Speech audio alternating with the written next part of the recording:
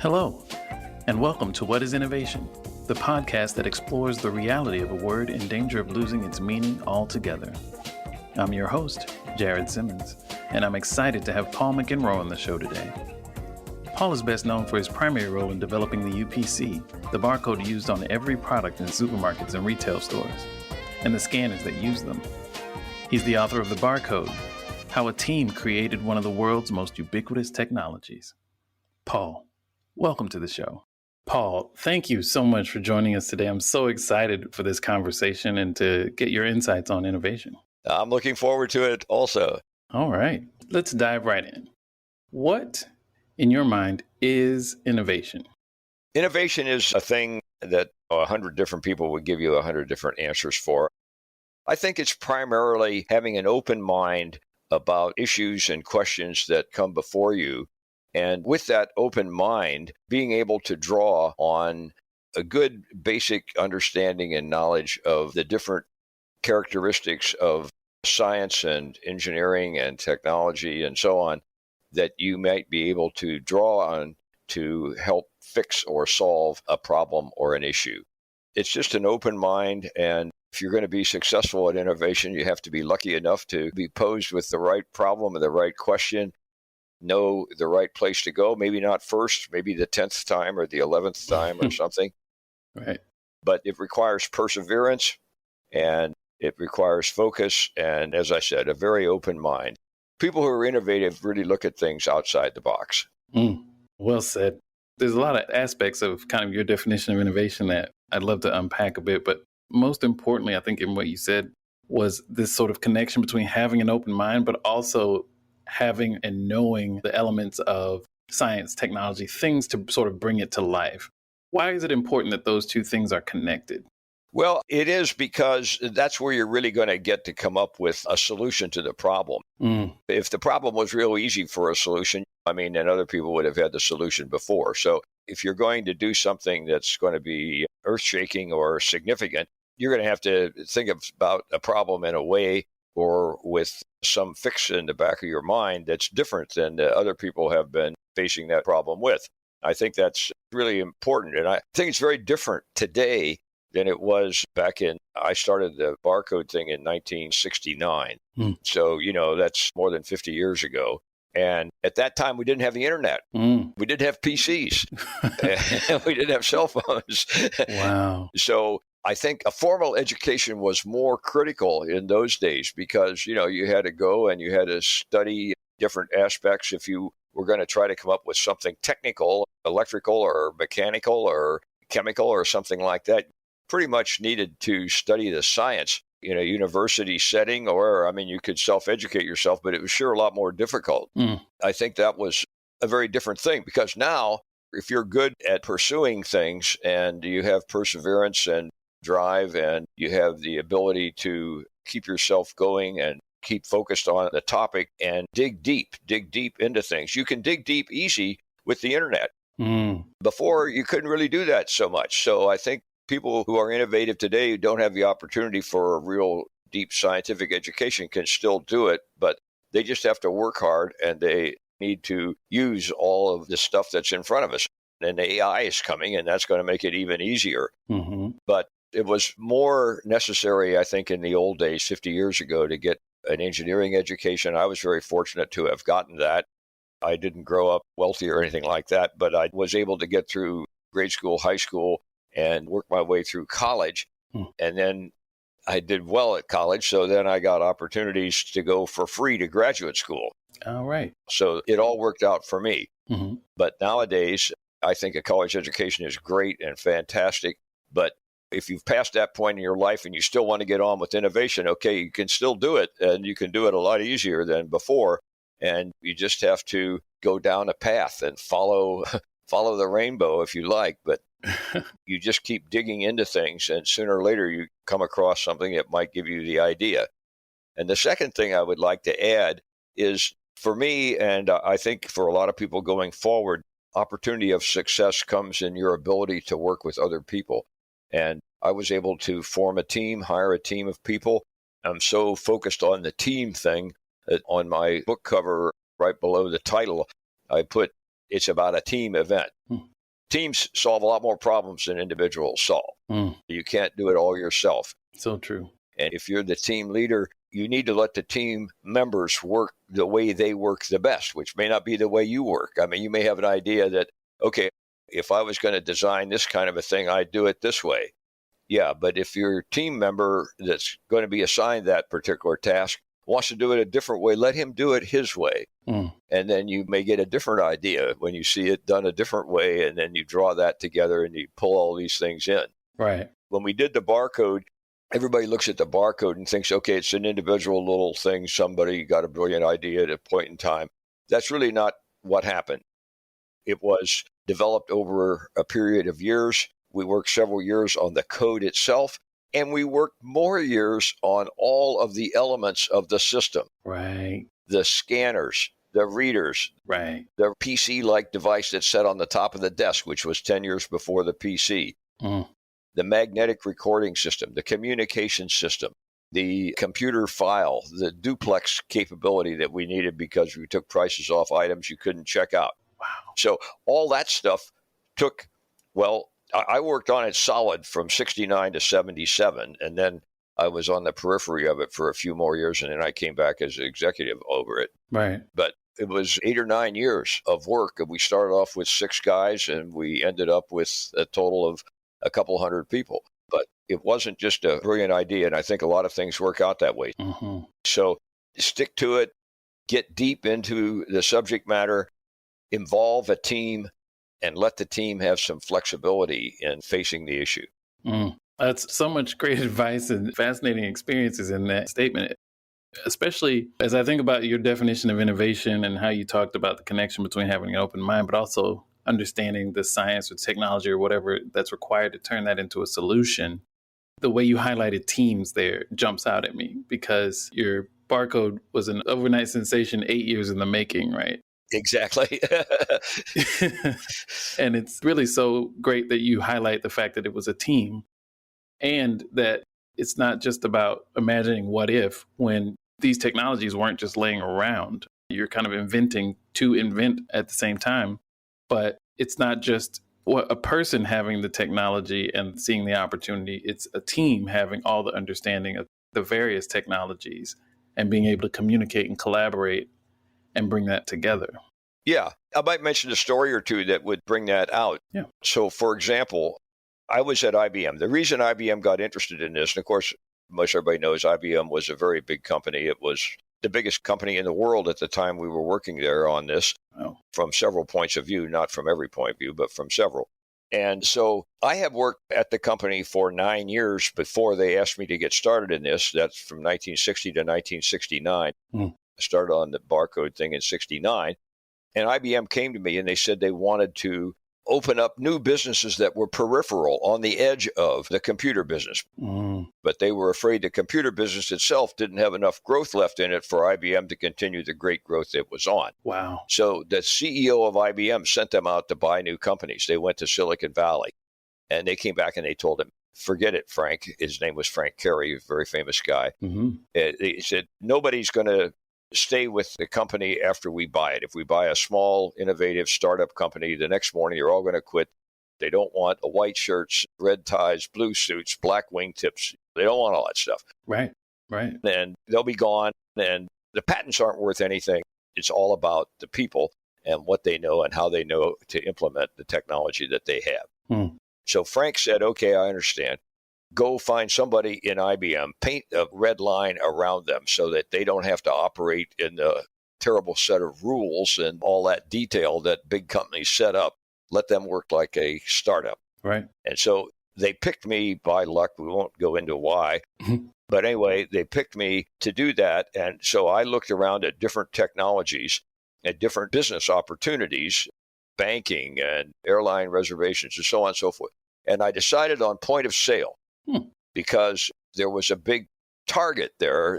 National Cash Register had 95% of the market. Wow. And they had it for 100 years. National Cash Register, NCR. Yeah. Oh, yes. The big old cast iron things with 6 printers in it. You push the bar down and up pops a number.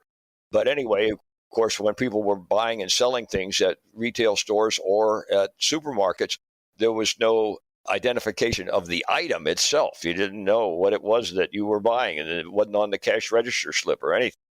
So IBM asked me to do that. Now, I had spent 9 years in advanced development. So that's where I was able to do the part that I mentioned to you and that you repeated about looking at things that, technologies that existed. Mm-hmm. So I happened to know I was trying to do some printing. So I learned about lasers, and I found out the helium neon laser had just been invented. And by the way, this would be a nice bright light source, which they didn't have before. So you could print something in black and white and shine this light on it, and it was inexpensive and so on. Now, we had a lot of problems with that later. Safety was a huge issue. Yeah, right. And I had to go to the biggest source of the world in knowledge of laser safety and have studies done. I had to send a team to Africa to buy monkeys to test to make sure that the thing wouldn't hurt their eyes. Wow. And so on and so forth. So that was one thing.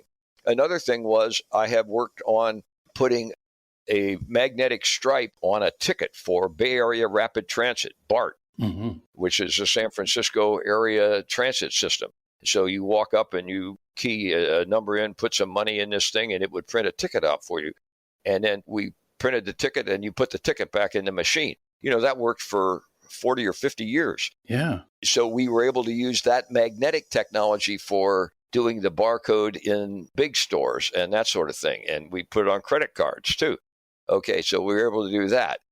And the magnetics that we had for that were necessary for the big files that we had to have, but it had to be really quick because you had to have up to 50 check stands, everybody asking the question at the same time, all getting immediate response. Right. It had to be faster than any file systems were at the time. Right. Well, I wasn't a file development expert, but because I had been involved in using them, I realized there were a couple guys at IBM that were geniuses at this, and they had come up with a previous idea that I had used in a little research project.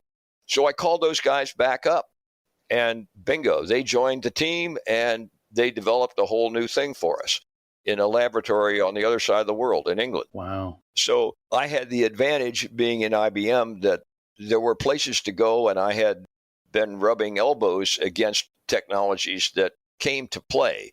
Mm. The method of sending the signal from the check stand back to the back of the store. We needed a new system. It had to be able to use telephone lines. We called it the store loop, and we focused on that. But we didn't farm that out. We did that ourselves because I had the best communications people in IBM at the time available to me. And so we worked on that. Later, that thing called the token ring, and you may have heard of that. Everybody used it. Mm-hmm. Well, it and Ethernet for 30 years or so were about equal. Oh, wow. Later on, for different reasons of new technology, Ethernet has taken over now. But the token ring was one of the biggest communication systems of the world, very successful for 30 or so years. And it just came because we needed to connect the front to the back of the supermarket. So that's a case where at the time I was fortunate because I had the right background of knowing these other technologies that we were able to incorporate. You can't be a genius at all those, so that's where the teamwork comes in. Right, exactly. And so we had people that were helping us mostly inside IBM, but on 3 continents and in 6 or 8 different laboratories around the world. Wow. Paul, you know what? That's such a great story, such a great example. And it puts me in the mind of something else that was going on in that same era, which was the space race, the Apollo program. Right. And all the different, the way you pulled different technologies and different companies and leveraged what was inside your company and created things that had uses after, the space program created things that had uses beyond the program itself.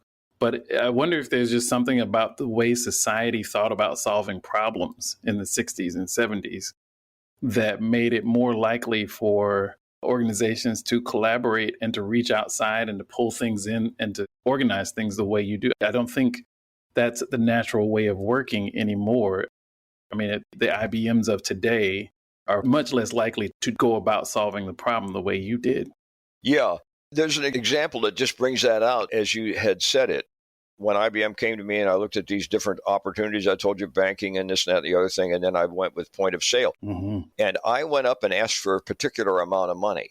and don't bother me till I got the money spent and had a chance to make it work. And then, okay. Right. So it turns out that I worked in a certain division, and IBM at that time, and maybe this is the reason it's not quite so much the way you may see it today, is at that time, the IBM development engineering was the biggest engineering organization in the world. It was bigger than the airlines. Mm-hmm. We had about 425,000 people. Wow. And a large number of them were engineers. We had 23 laboratories around the world.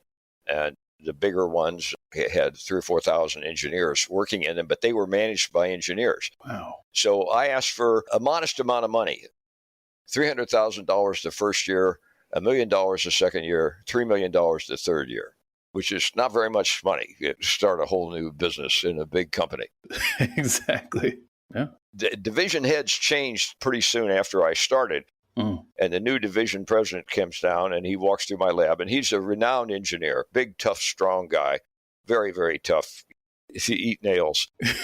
So he walks in and he says, "You mean you're going to take this barcode that you've come up with here and you're going to pull it across a check stand, and there's a laser down there, you're going to get to read it, or you're going to point a gun at it with some other kind of a light source in it.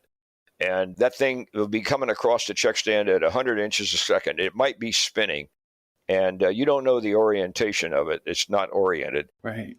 And you're going to read that, and you're going to have 40 of these systems set up, one next to the other, and they're all going to read them at the same time. You're going to send that to the back room. You're going to change the inventory. You're going to send a signal back to the printer faster than the eye can see. Wow. And print out what it was that the person bought, how much it sold for, and how many calories are in this thing or something. And that's what you're going to do. He said, that's the most preposterous idea I've ever heard. And he said, so I know that if I was reviewing this project on a regular basis, I would kill it. So he said, but I know you guys have a good reputation.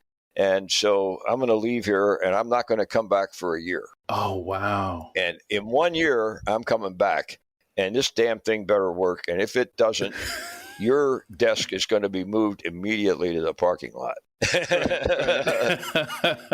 Sounds like the kind of guy that would make good on that. Yeah. So, exactly. Anyway, he left. He walked out. Wow. And 1 year later to the day, he comes back, flies into town. He lives in New York. We live in North Carolina. And he goes to the scanner. We had this thing jury-rigged in the laboratory, IBM labs there. And he grabs a cigarette pack that had a barcode on the back of it that we had put on there. And he throws it across the scanner, spinning it while it's going. And it reads it. And he said, well, I'll be, in some other words. And then he kneels down and he opens up the covers on the bottom of the scanner, like as if he wanted to see if we had some small person under there keying numbers into some pulling keyboard and to fake up for this thing, And there was no person under there. And so he said, well, I'll be blah, blah, blah. And that was it. Wow. My desk didn't get moved to the parking lot. That was a case where what they did is they left us alone for a whole year. Mm-hmm. You mentioned nowadays, I think that patience isn't the highest item on the priority list. And right. Everybody's always trying to measure success in weeks or months or something. And I had the opportunity that at least I worked for an engineer who knew it took time to solve problems, and we had a lot of problems to solve, and he was going to just go away and let us work on it for a year. Right. And so I had my whole team working on that thing for a year, and it worked. And so you need more of that from management these days. Trust your people. If it's reasonable, if you accept the proposition, okay, just stay behind it. Right. That's such a great point. The role of patience in the innovation process, because I think people think a lot about, we'll just go do things and make things happen and all those things. But it's sure, to his point, at any point, if he had come back 2 months later, or 3 months later, or 6 months later, he might have found 10% of progress. It's not a linear process. That's right. Exactly. Month 12 could look dramatically different from month 10. Yeah. But if you get inside that cycle with your management process, you can interrupt things before they actually get to where they are. And I think maybe things where people were, before the internet, before cell phones, before all these other methods of rapid communication, maybe patience was a bigger part of the way of the world. I think that's a good point. That's right. Yeah. I think there's another point that your story kind of highlights, which is the self-awareness of someone, a manager, to say, if my knee-jerk reaction would be to do this, I would kill this because I don't think it will work. Yeah. But that's just me. I'm not the expert. I'm not closest to it. I'm not the one working on this every day. So I'm going to give you the space. Exactly. Yeah. And I think that's also tough for leaders today, tough for leaders probably then as well, just to be able to take that step back and say, I'm in charge, but that doesn't mean I know the most about what's going on. Yeah, that's right. But you see, and just to build on that point, exactly the same point that you were making, this guy, I told you, he's a division president, and he was an engineer. So he had been a success. Right. In April of 1964, he was the guy, along with the fellow I worked on with later, Gene Amdahl. The two of them, his name was Bob Evans. That was the name of this guy. And he and Gene Amdahl invented the IBM System 360. Oh, wow. Which then became the 370. Right. So that was the first computer system that used the same hardware and software up and down the line, from small to medium to large to giant. Wow. And so he had done that himself. In 1964, that announcement was made and delivered the next year. Unbelievable. And so he had the experience of trying something that was nearly impossible and working on it for a long time with the big team. And so he knew that he knew what it was like in the trenches. Yeah. And a lot of times today you get people that don't know what it's like in the trenches, so they don't understand that.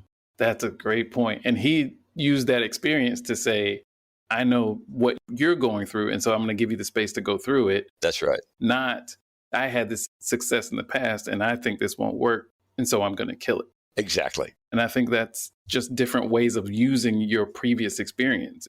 And it's good for all of us that he chose to give you that year, because you and your team gave us so much from that. It's just unbelievable. And to think about the 60s and 70s, where I believe magnetic tape was a primary mode of data storage, if I'm not mistaken. Well, big storage was in tape, and then magnetic recording was coming along. Yeah. And the first contact recording on a magnetic disc we did for the supermarket system. That thing that went in the back room, we called it Gulliver. And that was the first file system that used that kind of technique in a big way. And that was called Winchester Technology. Wow. Unbelievable. Have you heard of Winchester? That was the IBM name for the floppy disk. So the floppy disk, that was the technology that was used on the floppy. Wow. Oh, my goodness. That's so fascinating. It really is amazing how these innovation lessons transcend eras and technologies, because you and I are having this conversation about this current era and using examples from your career from decades ago, and they're still relevant, and the experiences and the challenges are still happening today. You can substitute tape for language learning models. Someone's on the leading edge of that, developing that, designing that, implementing that for the world today, and they need the lessons that you learned from being a pioneer in the area of barcodes and all the ancillary things that came from that. Yeah, that's right. One other thing popped in my mind that might be a really good idea for people too, is that when I was doing that 9 years of work before and getting to know the people that were contributing these other ideas, like the floppy disk and so on and so forth, I don't really like confrontation a lot. And so I tend to try to get along with people and make friends rather than enemies and not burn bridges. And I was just going to say how important that is. Because when I was doing this project, I had to call, I don't know how many, scores of people up that I had bumped into in the past. But I hadn't ever stabbed any of them in the back or the front or anything else like that. I'd always tried to help them and be cooperative and so on and so forth. And no one ever turned me down when I called them back. They jumped on the bandwagon. Wow. So another idea is don't get ticked off at people and tell them off and all that kind of stuff. You may need them someday. And I found out that I needed a lot of people to a person. They all came through for me and jumped on the team and helped out. Wow. So that's a good thing to do too as you're going along, because you never know when you might need a little help and a little. Right, exactly. You can add them to your team later. Exactly. If you've treated them the way you'd like to be treated. Yeah, for sure. Yeah, sounds like, to quote a band from the 60s, you got by with a little help from your friends. Exactly. And that's something we can all do and learn from and apply to innovation and to life. That's such an important point. You've been so great about sharing your thoughts and suggestions and advice along the way throughout this conversation. But I want to make sure before we wrap up that I ask, do you have any other advice for innovators and someone who wants to leave the kind of impact and have the kind of legacy that you have and the kind of impact that you and your team were able to have on society and the world? No, I would just make the comment that a lot of people who have been very successful at innovating didn't really know that they were going to be. I mean, it's hard to start off and say, I'm going to be a great innovator. I don't know if you go way back in history and you look at the people that were great innovators, did they, before they innovated the first or second or third thing, what did they have in mind? Right. Yeah. Like Thomas Edison and Benjamin Franklin and all these kind of people, I have no idea. Mm-hmm. But I do think that confidence is a good thing and curiosity is a good thing with an open mind and the willingness to involve other people and trying to get a job done. And I think all those things we talked about, patience, all that kind of stuff is just very important. And by the way, luck. It plays a key role and you can't really dial it, Right. No, that's perfect. Paul McEnroe, thank you so much for the conversation and the time, sharing your perspective on innovation and the importance of having an open mind, being able to connect that to science and technology to create solutions, the importance of being collaborative. So many great insights. I really appreciate your time and thank you for your contribution to the world, you and your team. Thank you so much for it. Well, thank you very much, Jared. I really enjoyed having this session with you. Oh, likewise. I talk about a lot of these things in the book, too. I think you might find that kind of interesting. I tell a lot of interesting stories about some of the key people. And as you read those, you'll see how they employed the different things we've talked about today. I can't wait. I'm going to get a physical copy, an ebook, all of it, and just dive into it. I'm excited to get into it. You want to tell us the name of the book? Yeah, it's called The Barcode. It's The Barcode, and it says how a team created one of the world's most ubiquitous technologies. I got several people to write me very nice replies after they read the book.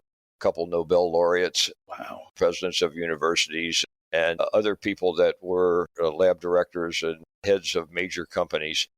And so I feel quite good about that. So I think for people interested in innovation, I know a couple of those people have said that it's a must read for people that want to move ahead in technology. I can only imagine. This short conversation has already made me a better innovator, so I can't imagine what the book will do. Thank you so much for the time, and I look forward to staying in touch. Thank you, Jared. You bet. I appreciate it. All right. Take care.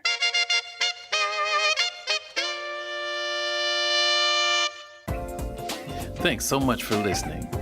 Please subscribe on your favorite podcast platform to get more insights from innovators across the world.